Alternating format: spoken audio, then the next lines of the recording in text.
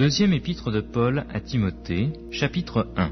Paul, apôtre de Jésus-Christ par la volonté de Dieu, pour annoncer la promesse de la vie qui est en Jésus-Christ, à Timothée, mon enfant bien-aimé, que la grâce, la miséricorde et la paix te soient données de la part de Dieu le Père et de Jésus-Christ notre Seigneur. Je rends grâce à Dieu que mes ancêtres ont servi et que je sers avec une conscience pure. De ce que nuit et jour je me souviens continuellement de toi dans mes prières, me rappelant tes larmes et désirant te voir afin d'être rempli de joie, gardant le souvenir de la foi sincère qui est en toi, qui habita d'abord dans ton aïeul Loïs et dans ta mère Eunice, et qui, j'en suis persuadé, habite aussi en toi.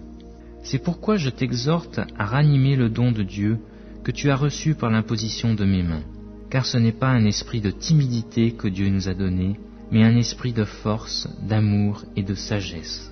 N'aie donc pas en honte du témoignage à rendre à notre Seigneur, ni de moi son prisonnier, mais souffre avec moi pour l'Évangile, par la puissance de Dieu qui nous a sauvés et nous a appelés par une vocation sainte, non à cause de nos œuvres, mais selon son propre dessein, et selon la grâce qui nous a été donnée en Jésus-Christ avant les temps éternels, et qui a été manifestée maintenant par l'apparition de notre Sauveur Jésus-Christ, qui a détruit la mort et a mis en évidence la vie et l'immortalité par l'Évangile.